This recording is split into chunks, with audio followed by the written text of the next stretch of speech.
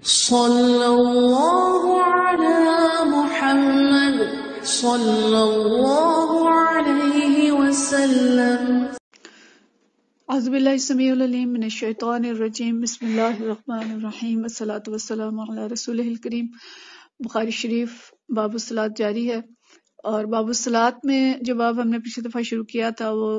استقبال قبلہ کا باب تھا کہ رخ جو ہے وہ قبلہ کی طرف ہونا چاہیے، اور اس میں مختلف قسم کی احادیث مختلف عنوانات کے تحت آ رہی ہیں۔ آج کی جو حدیث ہے وہ یہ ہے کہ قبلۃ اہل المدینہ، کہ اہل مدینہ کا قبلہ کدھر ہے، وہ اہل الشام، اور اہل الشام کا کدھر ہے، وہ المشرق اور مشرق والوں کا کدھر ہے۔ تو اس میں امام بخاری جو شروع میں قول لائے ہیں کہ لیس فی المشرق ولا فی المغرب قبلۃ، کہتے ہیں کہ قبلہ جو ہے مشرق اور مغرب میں نہیں ہے۔ لیقول النبی صلی اللہ علیہ وسلم، کے نبی کریم صلی اللہ علیہ وسلم کا یہ قول ہے، لا تستقبلوا القبلۃ بغائط او بول ولکن شرقوا او غربوا، کہ پیشاب اور پخانہ کے وقت تم قبلہ کی طرف رخ نہ کرو بلکہ رخ مشرق اور مغرب کی طرف کرو۔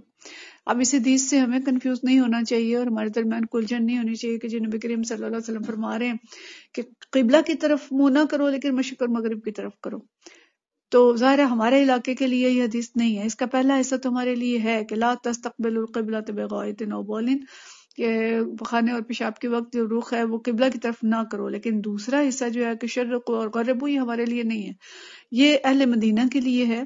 کیونکہ اہل مدینہ سے جو مکہ تھا وہ جنوب کی جانب تھا، اور جو مدینہ تھا یہ کعبہ سے یا مکہ سے شمال کی جانب تھا، اور اس لیے جو اہل مدینہ کا قبلہ تھا وہ مشرق اور مغرب میں نہیں تھا بلکہ جنوب کی طرف تھا، اور جو خود مدینہ وہ شمال کی طرف تھا، لہٰذا ان کے لیے جو چیز ممنوع تھی کہ وہ نہ تو جنوب کی طرف منہ کریں کہ اس طرح سے قبلے کی طرف منہ ہو جائے گا، اور نہ شمال کی طرف کریں کہ اس طرح سے قبلے کی طرف پیٹھ ہو جائے گی، تو دونوں چیزیں جو منع ہے، اس لیے ان سے کہا گیا کہ مشرق اور مغرب کی طرف منہ کر لیں اور شمال اور جنوب کی طرف نہ کریں۔ تو مطلب یہ کہ اصل چیز یہ نہیں ہے کہ مشرق اور مغرب، اصل چیز یہ ہے کہ قبلے کی طرف منہ نہ ہو اور نہ اس طرف پیٹھ ہو، کیونکہ اہل مدینہ کے لیے شمال جنوب ہے، لیکن ہم دیکھیں ہمارا قبلہ جو ہے یعنی ہم سے پاکستان، انڈیا اور ان علاقوں سے جو مکہ ہے یا خانہ کعبہ ہے وہ مغرب کی جانب ہے، اس لیے ہم شمال اور جنوب کی طرف منہ کریں گے۔ ہمارے جو بیت الخلاء بنے ہونے چاہیے وہ شمالاً یا جنوباً ہونے چاہیے، ان کو مشرق کا مغرب کی طرف نہیں ہونا چاہیے۔ اسی طرح اگر ہم دیکھیں اہل یورپ ہیں تو ان کا قبلہ تقریباً مشرق کی طرف بنتا ہے، ذرا سب کا نہیں، کچھ اینگل فرق ہو جاتا ہے، جنوب مغرب، جنوب مغرب، شمال مغرب، یا اس طرح کر کے جس طرح کا ملک ہوتا ہے اس طرح سے اس کا تھوڑا مختلف ہو جاتا ہے، لیکن ان کے لیے جو ہے وہ تقریباً مشرق کی طرف ہے، اور ہمارے لیے تقریباً مغرب کی طرف ہے، ایگزیکٹ مغرب یہ بھی نہیں ہے۔ تو یعنی اہتمام اس چیز کا کیا جائے گا کہ ہمیں معلوم ہو کہ خانہ کعبہ کدھر ہے اور اس کی طرف رخ نہ کیا جائے۔ اور اس حدیث اس میں جو لائے ہیں یہ حدیث ہے حضرت ابو ایوب انصاری رضی اللہ تعالیٰ عنہ سے، یہ ہم پہلے پڑھ بھی چکے ہیں۔ حضرت ابو ایوب انصاری ان نبی صلی اللہ علیہ وسلم، نبی کریم صلی اللہ علیہ وسلم سے فرماتے ہیں، قال کہ آپ نے فرمایا، اذا آتیتم الغائط فلا تستقبلوا القبلۃ ولا تستبدروها، کہ تم جب آؤ اپنی رفع حاجت کے لیے تو نہ قبلے کی طرف منہ کرو نہ قبلے کی طرف پشت کرو، ولیکن شرقوا او غربوا، بلکہ تم مشرق یا مغرب کی طرف منہ کر لو۔ وقال ابو ایوب، اور ابو ایوب بھی فرماتے ہیں، فقدمنا الشام، جب ہم شام گئے، فوجدنا مراحیض بنیت قبلات، تو ہم نے دیکھا وہاں پہ جو بیت الخلاء بنائے گئے تھے ان کا رخ قبلے کی طرف تھا، فننحرف ونستغفر اللہ تعالی، تو ہم اپنا رخ پھیر لیتے تھے اور اللہ تعالیٰ سے استغفار کرتے تھے۔ تو مطلب یہ کہ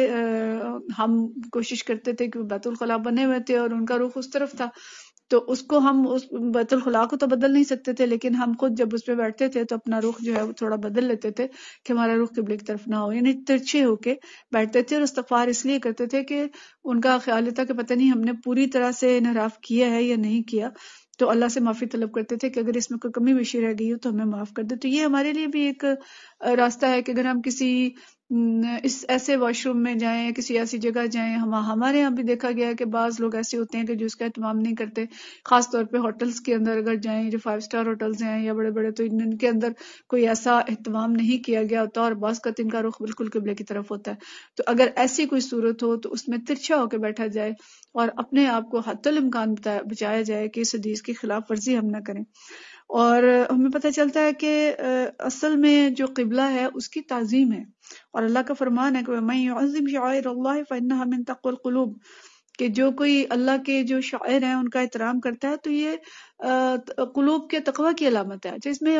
دیکھا ہوگا آپ نے کہ بعض لوگ کہتے ہیں جی اس میں کیا بات ہے، خیر ہی ہے، اس میں کیا ہوتا ہے، بلیٹیں ہیں ٹانگیں قبلے کی طرف کی ہیں، یا تھوک دیتے ہیں قبلے کی طرف منہ کر کے، یا اور کام کرتے ہوئے استقبال قبلہ کا اہتمام نہیں کرتے۔ تو استقبال قبلہ کرنا، قبلہ کا احترام کا خیال رکھنا، اچھے کام کرتے ہوئے قبلہ کی طرف رخ کرنا، اس سب میں ایک اجر کی بات ہے، اور ایک احترام میں یہ چیز شامل ہے۔ جیسے ہمارے بزرگوں سے روایت چلی آتی ہے کہ قبلے کی طرف ٹانگیں نہ کرے، تو یہ کوئی بری بات نہیں ہے کہ قبلے کی طرف ہم کہیں جی یہ کون سی حدیث ہے یا کون سی ایسی بات ہے کہ ادھر نہ کی جائیں، جبکہ قبلے کی طرف منہ کر کے تھکنا تو واقعی منع ہے۔ تو ان ساری چیزوں میں چھوٹی چھوٹی باتوں میں بھی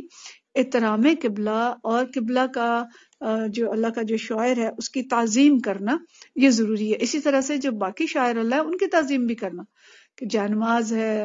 اور دیگر چیزیں آپ دیکھیں جن کو نماز سے متعلق ہیں یا جو دین سے متعلق ہیں،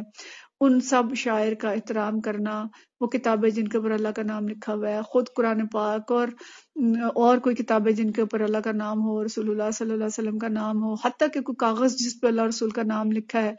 اس کا بھی احترام کرنا، اس کو نیچے نہ پھینکنا۔ اخبارات ہمارے پاس آتے ہیں ان کے اندر یہ اللہ کا کلام لکھا ہوتا ہے، حدیث لکھی ہوتی ہیں، ان کا احترام کرنا، ان کو نیچے نہ گرانا۔ تو یہ سب چیزیں جو ہیں یہ تقوی کی علامات ہیں۔ یہ کوئی ایسے نہیں ہم کہہ سکتے یہ تو بدعت ہوگی جی، یہ تو آپ نے دین میں اضافہ کر دیا، یہ تو اپنا اپنا تقوی ہے، اس کو کوئی جتنا بڑھا سکے وہ ایک اچھی بات ہے۔ اور دوسری بات یہ ہے کہ جب یہ ترچھی ہو کے بیٹھ رہے ہیں تو اس کا مطلب ہے کہ گناہ سے بچنے کی کوشش کر رہے ہیں کہ ہم سے گناہ نہ ہو جائے، ہم سے غلطی نہ ہو جائے، اور اگر کوئی غلطی ہو گئی ہے تو اس پہ پھر استغفار کرنا، اور اگر غلطی کا امکان بھی ہے کہ ہو سکتا ہے کہ رخ ٹھیک نہ ہو تب بھی استغفار کرنا اور اللہ تعالیٰ سے ڈرتے رہنا، یہ چیز ضروری ہے۔ ٹھیک ہے جی، اگلا باب ہے وَاتَّخِذُوا مِن مقام ابراہیم مصلی، کہ مقام ابراہیم کو نماز کی جگہ بنایا جائے۔ وہ اللہ تعالیٰ کا فرمان ہے، سورۃ البقرہ کی آیت نمبر 25 ہے، اور یہی باب کا عنوان بھی انہوں نے لگایا ہے کہ قول اللہ تعالیٰ، اللہ تعالیٰ کا فرمان ہے تم مقام ابراہیم کو نماز کی جگہ کے طور پر اپناؤ۔ مقام ابراہیم سے ویسے تو وہ جگہ مراد ہے کہ جہاں جس پتھر پہ کھڑے ہو کے ابراہیم علیہ السلام نے خانہ کعبہ کی تعمیر کی تھی، وہ جگہ اس کی نشانی جو ہے مقام ابراہیم ہے، لیکن اس کو بہرحال جو علماء نے مختلف اس کی تشریحات کی ہیں کہ انہوں نے کسی نے پورے حرم کو مقام ابراہیم کنسیڈر کیا ہے، اور کسی نے سے بھی آگے مطلب یہ ہے کہ ان جگہوں پہ نماز پڑھی جائے اور نماز کا مقام اس کو بنایا جائے۔ اس میں جو حدیث لائے ہیں امام بخاری، حدیث نمبر 387 ہے، فرماتے ہیں حدثنا عمر بن دینار، حضرت عمر بن دینار جو ہیں وہ فرماتے ہیں قال سألنا عمر، حضرت یہ یہاں ابن عمر مراد ہے، حضرت عمر عبداللہ بن عمر رضی اللہ تعالیٰ عنہ کہتے ہیں سألنا ابن عمر، ہم نے حضرت عبداللہ بن عمر سے پوچھا الرجل طاف بالبیت العمرۃ، وہ کوئی ایک شخص ہے وہ عمرہ کے لیے طواف کرتا ہے خانہ کعبہ کا، ولم یطف بین الصفا والمروہ، اور ابھی اس نے صفا اور مروہ کی سعی نہیں کی، ایات امرأتہ، تو کیا وہ اپنی بیوی کے پاس جا سکتا ہے؟ فقال، تو انہوں نے فرمایا قدم النبی صلی اللہ علیہ وسلم فطاف بالبیت سبعا، کہ نبی کریم صلی اللہ علیہ وسلم تشریف لائے اور آپ نے 7 مرتبہ خانہ کعبہ کا طواف کیا، وصلی خلف المقام رکعتین، اور مقام ابراہیم کے پیچھے آپ صلی اللہ علیہ وسلم نے 2 رکعت نماز پڑھی، وطاف بین الصفا والمروہ، اور پھر آپ صلی اللہ علیہ وسلم نے صفا مروہ کی سعی کی، وقد کان لکم فی رسول اللہ اسوۃ حسنہ،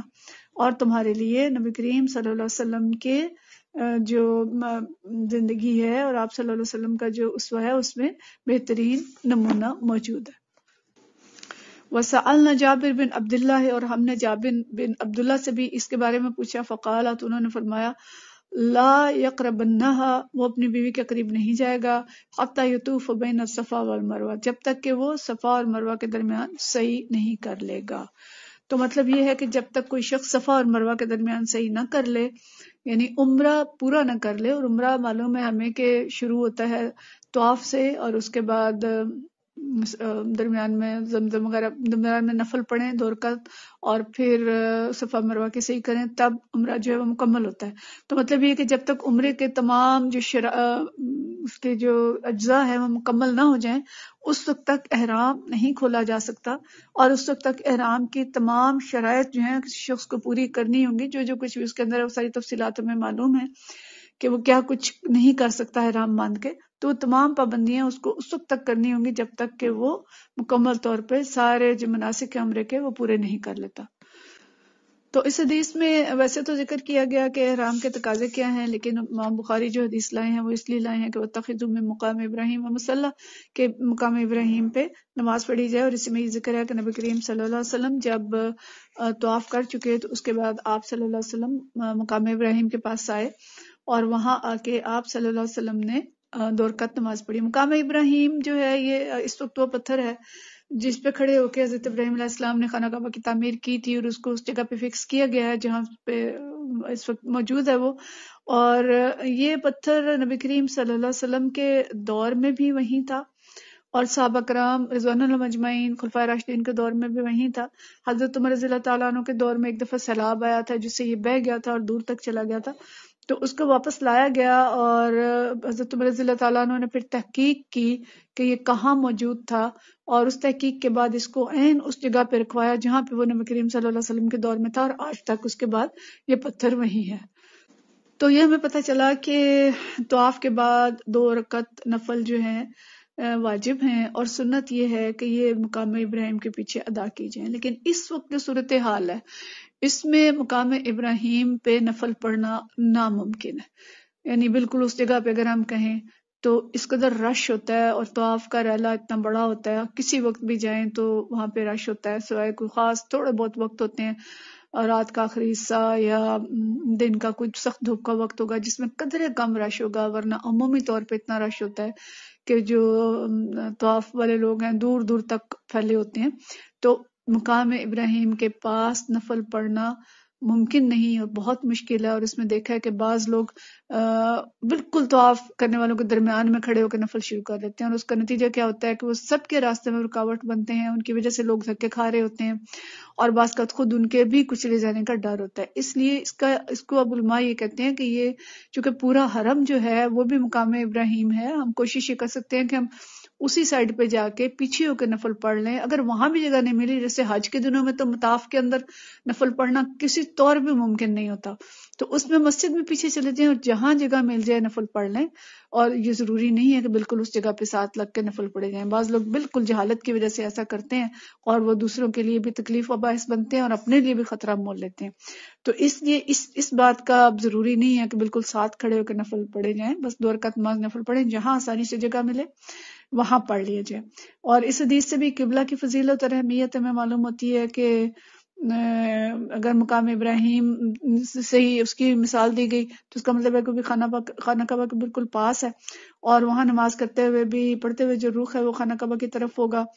تو اس سے خانہ کعبہ کی فضیلت خود سے نمایاں ہو جاتی ہے. اور اسی حدیث سے یہ بھی پتہ چلتا ہے کہ صفا اور مروہ کے درمیان جو سعی ہے وہ بھی واجب ہے، اور طواف کے اندر 7 چکر جو ہیں وہ بھی لگانے ضروری ہیں. ٹھیک ہے، وآخر دعوانا ان الحمدللہ رب العالمین.